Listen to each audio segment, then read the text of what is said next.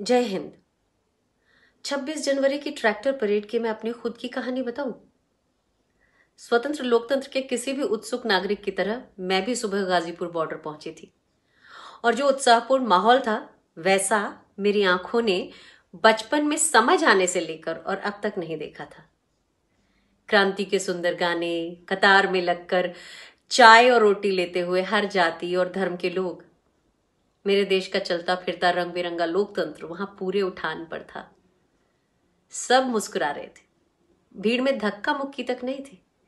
एक unwritten discipline था सबके अंदर, ना कोई राग, ना द्वेष और ना आक्रोश। बस सबकी आंखों में एक अलौकिक आनंद और उम्मीद थी। जिसने भी वो आलम देखा बस अभिभूत होकर देखता ही रह गया था। मन तब और भी भावुक हो उठा जब रैली शुरू होने के समय यानी 11 बजे के बाद से सड़क के दोनों तरफ के घरों से महिलाएं, पुरुष और बच्चे निकलकर ट्रैक्टर और ट्रॉली पर बैठे लोगों को सल्यूट कर रहे थे, ठीक वैसे ही जैसे राजपथ पर करते हैं। हमारा भारत उस समय वहीं खड़ा था, खुद पर शायद गर्व भी कर रहा था। कुछ उत्साही लोग दोनों तरफ पीने का पानी और फूल लेकर खड़े थे, पानी पिला रहे थे, फूल बरसा रहे थे। माहौल में गेंदे और गुलाबों की खुशबू थी और मैं भाई दिलदीप का तिरंगा लहराता ट्रैक्टर चलाते हुए पत्रकार फ्रेंड मयंक, जुलेखा और विशेष के साथ बात करती जा रही थी। पूरा रास्ता खुला हुआ था और हमारे आगे चल रहे कुछ ट्रैक्टर्स के अलावा रास्ता खाली भी मिल रहा था।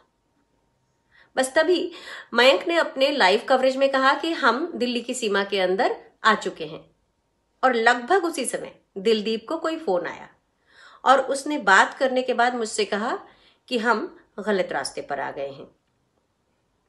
मैंने ट्रैक्टर साइड में लगाया और फिर रिवर्स में लेकर हम कट तक पहुंचे और वहां से फ्लाईओवर के नीचे आकर वापस गाजीपुर बॉर्डर की ओर यू टर्न लिया। लेकिन थोड़ा आगे जाकर जानते हैं हमने क्या देखा? पुलिस ने लौटने के रास्ते पर डीटीसी की 2 बसेस लगाकर रास्ता रोक रखा था। यानी कि गलत रास्ते की ओर जाते समय कोई बैरिकेड्स नहीं थे और सही रास्ते पर मुड़ने ना देने के लिए रास्ता रोका हुआ था। हम तो दिल्ली के बारे में जानते थे तो जल्दी लौट लिए, लेकिन जो किसान दिल्ली इसी परेड के लिए आए थे उनसे चूक होना लाजमी था और दिल्ली पुलिस का कोई इंडिकेटर या मार्गदर्शन था ही नहीं। इस आपबीती को आज कहना इसलिए जरूरी है कि आप जानें कि यह सिर्फ एक समझा बूझा ट्रैप था किसान आंदोलन को तोड़ने का, और किसानों का दुर्भाग्य कि वे इस ट्रैप में फंस भी गए। यानी इस बार तथाकथित चाणक्यों की साजिश कामयाब रही।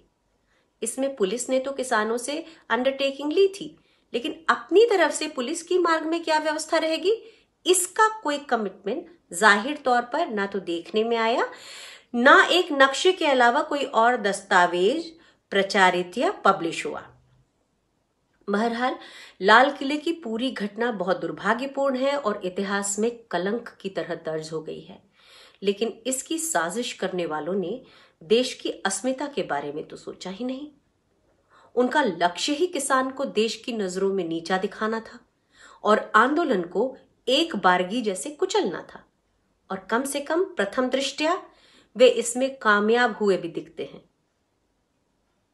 यानी लोकतंत्र में एक बार फिर एक षड्यंत्र हुआ, बड़े पैमाने पर हुआ।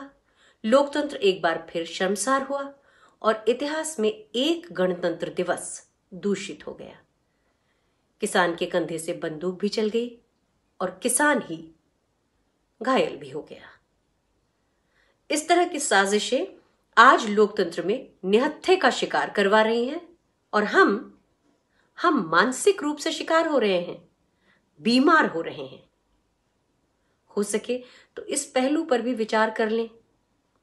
मुझे यकीन है आप विचार भी कर सकेंगे और दिल में कहीं विश्वास भी होगा इस सच पर।